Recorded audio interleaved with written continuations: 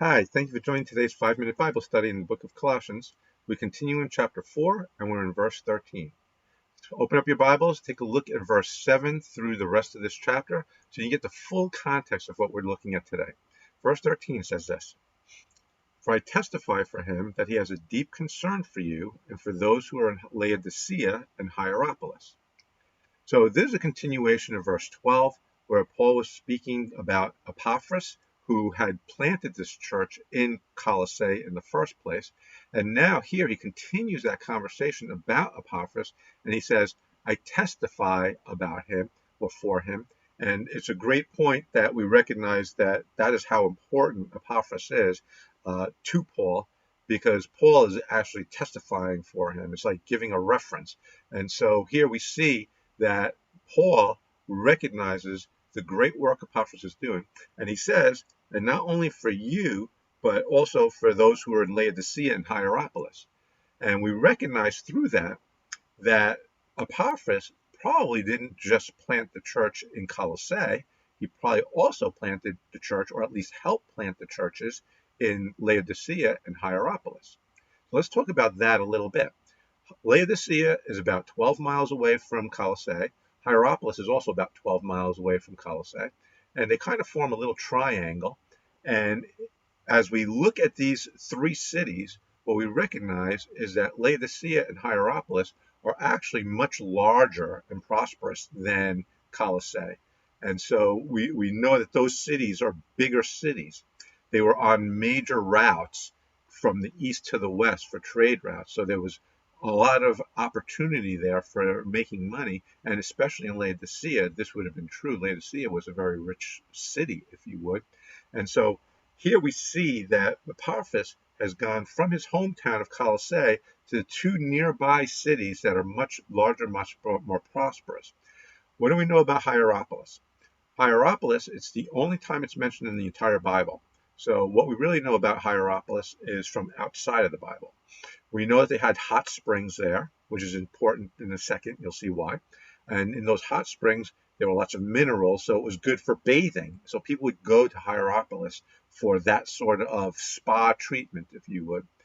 In about 66 AD, which is about four to 6 years after this letter was written, there's going to be a major earthquake in that area, and it's going to destroy Hierapolis and also Laodicea. But the Roman government is going to come in and assist in the rebuilding of the city so that the city is rebuilt. And then not much longer after that, probably about 14 years after that, the church historian Eusebius tells us that the apostle Philip dies in Hierapolis. So that's basically what we know about Hierapolis, all told. But then we get to Laodicea. And Laodicea, we know a little bit more. Laodicea has already been mentioned back in chapter 2. And then also we'll recognize that it's going to be mentioned a couple more times before this letter is done. So there's a much closer connection with Laodicea and this church in Colossae. Now, Laodicea, it also would have been destroyed in the 66 earthquake. But what was interesting about them is that they refused help from the Roman government. They rebuilt themselves. They had the ability to do that.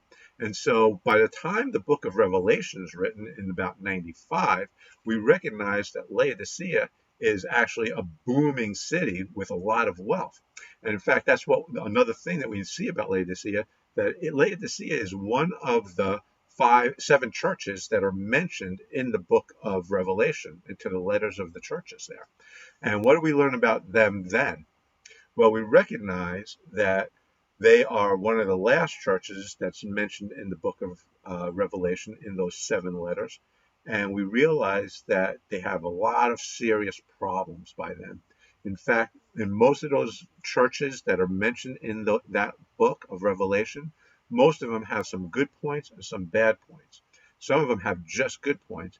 Laodicea has only bad points. There's nothing good to be said about the church of Laodicea at the time of this writing of the book of Revelation.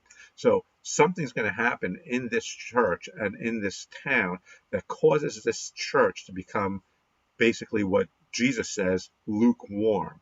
So Jesus says, you are lukewarm, you're neither hot or cold, I spit you out of my mouth. And that's what we look at the hot springs, right? The hot springs were good, they were hot. And then The water in Colossae was cold. It was good for drinking. But the water in Laodicea was useless. It wasn't hot. It wasn't cold. And Jesus uses that example to say that's what your church is like. It's like that. It's lukewarm. And so it's going to be spit out of my mouth. And so we see that about the church of Laodicea, that what will happen in the future. But at this point in time, Laodicea is a new church, is being built up, and it was originally probably planted by Epaphras, who is now praying for them and concerned about them. So that's what we know about these two cities.